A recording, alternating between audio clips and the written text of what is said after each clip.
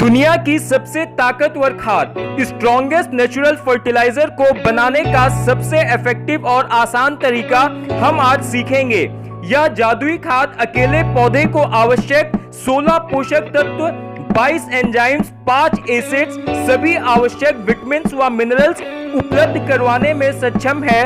इसकी सबसे बड़ी ब्यूटी यह है कि इसका by product strongest natural pesticide व फंजीसाइड है। 3 वर्षों से इस खाद का प्रयोग मैं स्वयं कर रहा हूं। मैं आपको आश्वस्त करना चाहता हूं कि यदि आप इसे सही तरीके से तैयार करना सीख गए तो आप जैविक में भी रासायनिक के बराबर उत्पादन प्राप्त कर सकते हैं। यदि आपको मेरी बातों पर विश्वास है तो मेरे साथ बने रहिए, नहीं तो कृपया अपना समय नष्ट ना करें। अब हम इसे तैयार करना सीखेंगे। स्टेप नंबर 1, इसे बनाने के लिए हमें एक पोर्टेबल पीवीसी बैग की आवश्यकता होगी। इसका साइज 10.5 फुट लंबा है और 4.5 फुट इसकी चौड़ाई है और इसकी ऊंचाई 1.5 फुट है। सबसे पहले हम इसे जिस जमीन पर बिछाएंगे उस जमीन पर 9 इंच का स्लॉप बना लेंगे। जैसे ये हमारा हिस्सा है, यहाँ से हम ढलान बनाना शुरू करेंगे और यहाँ तक का हमारा 9 इंच का स्लॉप होगा। जैसे कि आप ये देख सकते हैं, ये हमने इसे मिट्टी को हटाकर फावड़े से खुरचकर 9 इंच का स्लॉप बना लिया है। तो ये हमारी ढलान की दिशा है। ये हम लोग स्लॉप बनाने के बाद इस बेड को इस तरह से बिछा देंगे।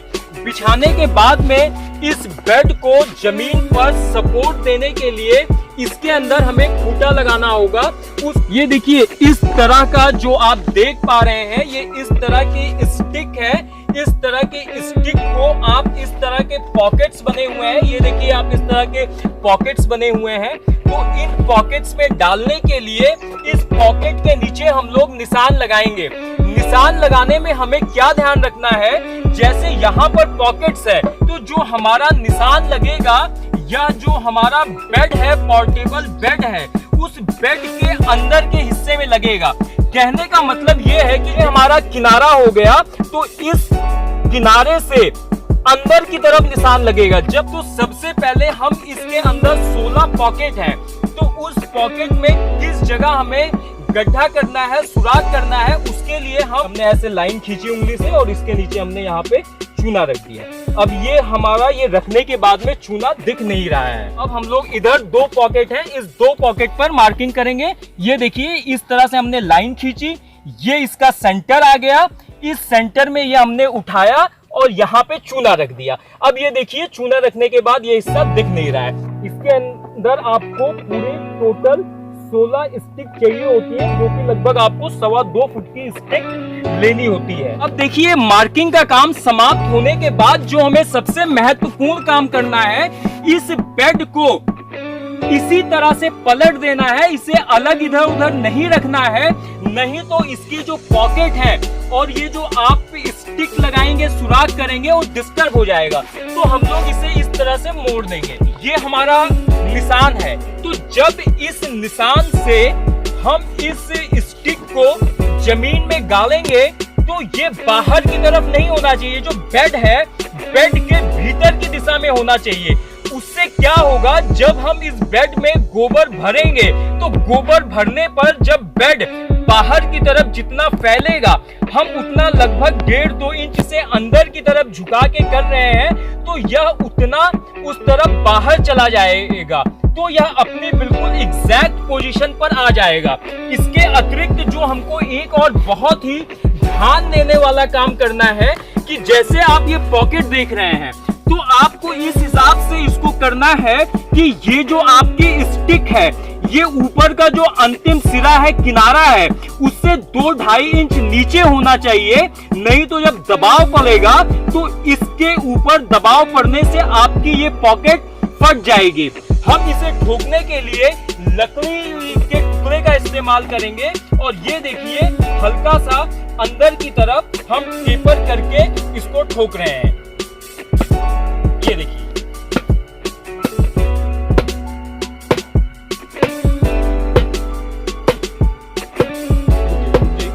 अब हमने ये स्टिक से नाप बना ली है कि हमें जमीन के ऊपर इतना ही हिस्सा बाहर रखना है, तो हम नाप कर देख लेंगे। ये देखिए अभी ये छोटा है, तो इसका मतलब यह अभी इतना और अंदर जाएगा। चलिए हम और ठोकते हैं इतना। अब ये बिल्कुल आ गया है, हमें इतनी ही ऊंचाई चाहिए। बेड को हमने प्रधानमंत्री मोदी जी द्वारा पुरस्कृत 5 लेयर फार्मिंग मॉडल में स्थापित किया है। इस मॉडल से पिछले वर्ष आकाश जी ने 10,50,000 रुपए कमाने का रिकॉर्ड बनाया है। इस मॉडल को बनाने की विस्तृत जानकारी की वीडियो सीरीज का लिंक डिस्क्रिप्शन में दिया है। अब हम लोगों ने चारों तरफ खूंटे लगा लिए हैं, 16 खूंटे। अब हमने इस बेड को इसके अंदर फिट करना है। जब हम बेड फिट करेंगे तो हमें इस बात का ध्यान रखना है, पूरा खूंटा पॉकेट में ना डालें, पहले थोड़ा थोड़ा खूंटा पॉकेट में डालेंगे। इस तरह सभी खूंटे पॉकेट में फिट करने के बाद अब हम लोग पैर से इसको इस तरह से नीचे से दबाएंगे, तो ये देखिए ये परफेक्ट बिल्कुल आ जाएगा। यह हमारा लगभग 2 इंच डायामीटर का पाइप है। एक फुट का पाइप लेंगे और एक इस तरह की जाली लेंगे। हमारा ये जाली वाला हिस्सा बाहर की तरफ रहेगा।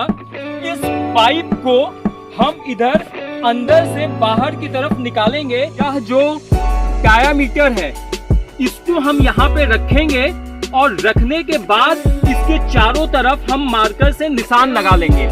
निशान लगाने के बाद अब हम ब्लेड की सहायता से गोलाई में उसे काटेंगे। तो जब काटेंगे तो हमको यह ध्यान रखना होगा कि अगर मान लीजिए इसका जो रेडियस है, रेडियस 1 इंच का है, तो जब हम ब्लेड से कटिंग करेंगे तो उसे 1 इंच के रेडियस में 1.5 mm के करीब कम कटना चाहिए, जिससे जब हम पाइप इसके अंदर डालें तो वह पाइप बिल्कुल टाइट जाए।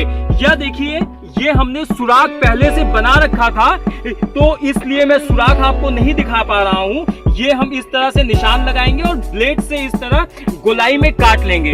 गोलाई में काटने के बाद में इस पाइप को हम लोग इसके अंदर से निकालेंगे। ये देखिए ये बिल्कुल टाइट जाएगा पाइप, ये देखिए। और उसके बाद ये कैप हम लोग इस तरफ लगा देंगे। ये हमारी ये कैप लग गई और लगने के बाद में ये देखिए ये पाइप का काम हो गया। अब हमारा यह बिल्कुल जो आप ये सिलवट देख रहे हैं, जब इसके अंदर गोबर पड़ेगा तो गोबर के भार से यह बिल्कुल फिट हो जाएगी। इसके ऊपर भूसा की एक बहुत ही पतली सी परत बिछाएंगे। इतनी ही हमें भूसे की परत डालनी है कि यह जो हमारी लेयर है यह लेयर अच्छी तरह से ढक जाए। इस तरीके से इस भूसे की परत को हमने पूरे में फैला दिया है, जिससे कि ये परत पूरी तरह से हमारी अच्छी तरह से ये ढक गई है। आगे बढ़ने से पहले सब्सक्राइब कर बेल आइकन प्रेस कर ऑल सेलेक्ट कर मुझे मोटिवेट करना ना भूलिएगा। पाइप के द्वारा हम वर्मी वॉश को कलेक्ट करते हैं, इसका मुंह चौक ना हो जाए और इस जाली के द्वारा केचुए ना बाहर निकले, इसलिए हम इसके मुंह के ऊपर एक पतला सा सूती कपड़ा लगा देते हैं। एक कपड़े के द्वारा हमने जाली के मुंह को कवर कर दिया है, जिससे कि यह चौक ना हो, वह केचुए इसके द्वारा बाहर ना जा सके। जो यह पाइप है, इस पाइप को हम इस बेड के बाहर ले आए हैं। यहाँ से इस जगह से वर्मी वॉश आएगा और हमने एक गड्ढा खोदकर उसके अंदर एक मिट्टी का बर्तन लगा दिया है। इसी मिट्टी के बर्तन में हमारा वर्मी वॉश कलेक्ट होगा। हमने भूसा डाल दिया है। भूसा डालने के बाद हमने ये गोबर डाल दिया है। इस गोबर की आपने ऊंचाई कितना लेना है यह भी बहुत महत्वपूर्ण है। आपको इस गोबर को इस जाली से लगभग 1 इंच ऊंचाई तक ही लेना है।